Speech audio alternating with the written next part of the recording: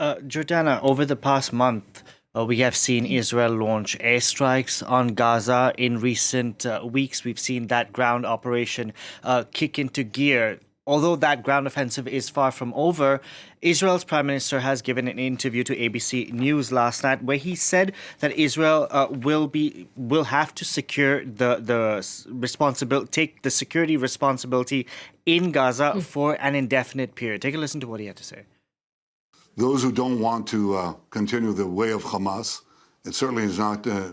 I think Israel will, for an indefinite period, will have the overall security responsibility, because we've seen what happens when we don't have it. When we don't have that security responsibility, what we have is the eruption of Hamas terror on a scale that we couldn't imagine. It's a pretty bold statement there from Israel's Prime Minister Benjamin Netanyahu. What other things did he have to say in that interview to ABC? Well, Netanyahu finally gave an interview one-on-one to a foreign network, and it was my network, ABC. And David Muir did a fantastic job because he finally pressed the prime minister on very important questions. The question of what is going to happen to Gaza next, well, we just saw a little window of that come out in this interview where Netanyahu said, well, Israel's going to be in charge of security matters in the Gaza Strip indefinitely. That means there will be a period of transition before whoever takes the Gaza Strip over to govern it is decided. And that may be the Palestinian Authority. It may be a group of Arab countries. It may be the UN may have a role there.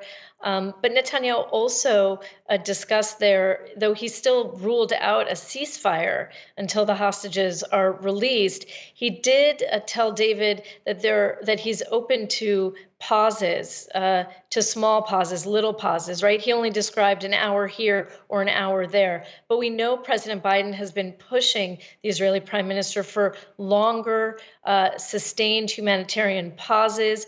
And the American president, has leverage here. He is backing Israel up in word and deed with a lot of military might, right? A nuclear submarine now announced to be in the region here in the Middle East. And so what President Biden says matters. And I think Netanyahu gave himself a little bit of wiggle room in that interview with David to say that, small pauses will be considered.